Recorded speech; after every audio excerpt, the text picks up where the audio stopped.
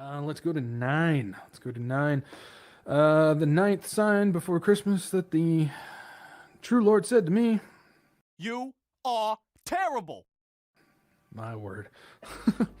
The sudden, and I put sudden specifically, sudden rise of AI, or as I believe now, DI, artificial intelligence, has become demonic intelligence. Now, we talked about this a lot last week, but the sudden rise. We've seen artificial intelligence for years. I mean, decades at this point, but mainly I want to say the past 10 years, artificial intelligence has been making a push, but I want to say the sudden part comes from just the last 2 years, but even just the last 6 months. And one of them is the rise of the AI art.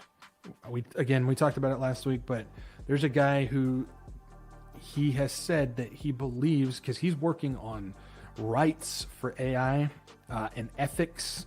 He believes that AI, he's about the morality code. He believes AI is alive, sentient, and conscious. I can never say that word. Conscious. There it is. He believes that, and there's more and more people.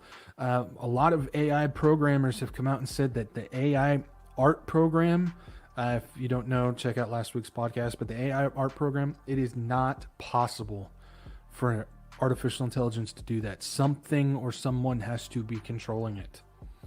Well, I believe it's demonic intelligence. It has been possessed by demons. They are the ones controlling it. So this guy, when he comes out, S. Matthew Lau, when he comes out and says it's alive, sentient, it's conscious, all of this stuff, it's because I believe AI has officially become demonic intelligence. It's there. Then we've also seen the same program, or at least the same coding base that is being used for AI art is also being used for AI medicine, where they talked about how it's conjuring up new proteins that have never been seen in nature before. That is happening now. Conjure up means to summon a spirit or demon, or it's magic. They use specific words, guys. Don't think you're reading too much into things, but you've got to pay attention. They use these specific words. Conjure, to summon a spirit or demon. What do you think this AI is going to be doing? Imagine a demon-controlled AI system in Neuralink or Synchron or BlackRock Neurotech. Now you've got them creating new drugs, new medicines, new medications. It's demon possession. This AI is demonic intelligence. There's no other way to put it. And it's learning. It's gathering so much information. It's putting it all together. The same information that the elites and the shadow government is wanting on you, this AI art program is already collecting it. And people are just doing it because it's fun. I can put in pictures of myself and I can make myself look like a Simpsons character. It's fun. And people are being duped by it. Days of deception are definitely here as far as that goes. So, okay. That is for later. Okay.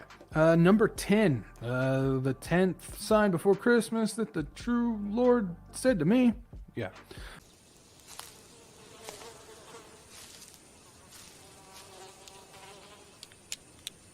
Human engineering and mass eugenics. Human engineering and mass eugenics. Okay, yeah. What about CERN? CERN is definitely a demonic portal. I have said multiple times, I know about CERN and I've looked into it and everything. I don't believe I'm the proper person to even talk about it, but yes, definitely CERN is a demonic portal. And I believe there's multiple CERNs, which means there's multiple portals. So, but yes, CERN is definitely a part of ushering in demons and all that stuff. I'm not even going to pretend like I know enough about it to even discuss it. I've said that multiple times, but yes, I'm definitely aware of CERN and what it is. It's demonic portals. There's really no other way to put it.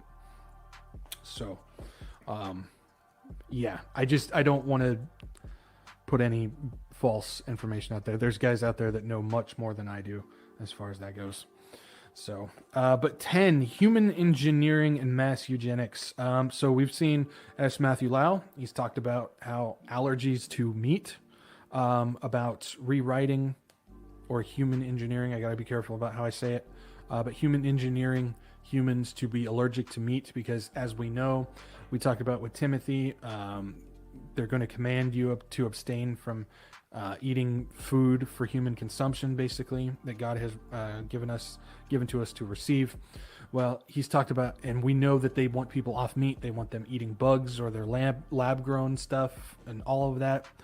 Well, they've talked about how human engineering to make us allergic to meat, because they don't want us on that. So that literally is commanding us to abstain. So that's a part of it. That's about pushing that along. Then we've talked about the ectolife artificial wombs. Yes, that video that I showed is just a concept video, but we know that they have that technology, and we know that's what they're doing. I talked about it like a year ago. China is already putting something together just like this. They want artificial wombs to put the babies in. What they will do with them, there's so many different options. There's so many different things. I can't sit here and tell you this is their plan with it. I can't, because they can use it for, just like the Matrix did, for human energy. They can do that. It could be a demon Nephilim breeding ground. It's about eugenics. They could be just like what Hitler was doing. They want to create, in their eyes, the perfect human. It's all about getting back to the days of Babel, the Tower of Babel. It's about getting us to godlike status. We know it all stemmed straight from Satan. He believes that he was just as powerful as God, got knocked down. Then he told that to Eve. You can be just like God if you eat the apple. The Tower of Babel, it was all about, they believed that they were gods. And as we know, Nimrod, Semiramis, Tammuz, their story, how that all plays an effect, how their spirits are still alive and well with what's going on. There's so many things that this ectolife, or what it will be type of thing, that could happen. I can't sit here and tell you that this is what it's going to be. All we can do is discuss the possibilities of it, but it is definitely, we know it's definitely going to be for human engineering and eugenics. We definitely know that. And then we know the Mark of the Beast technology and DNA altering stuff. I can't go much deeper on that on YouTube, but Mark of the Beast technology stuff's around. A lot of stuff that we don't know about, but the closest thing that we do know about are the what is it? My mind just went completely blank. I can't remember. They've got these patch things that basically it's exactly what it would work, where you can load on digital IDs and everything on there. I can't remember the name of it. My mind just went blank. Oh, I'm sorry, guys. I'm sorry. If one of you guys know what I'm talking about, throw it in the chat. I can't remember what it is called. I can't remember. Okay. But they have this stuff available. I'm really disappointed, and I didn't write it down, but sorry. But this technology is here. It's ready to go. Like I said, there's so much stuff out there that we don't know about. There's so much of this stuff that they haven't seen to it, just like the shadow government. They've got this technology sitting there that we don't know about, that they've hidden. People want to talk about things like, maybe a little off topic, but things like cancer, how there's no cures for specific cancers and whatnot. They've got that stuff. They've got it.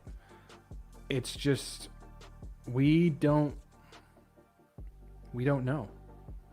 We haven't seen it. So all we can do is use our imagination. But this stuff, they've got it, just like the Mark of the Beast technology. It was a quantum dot tattoo, or quantum dot patch.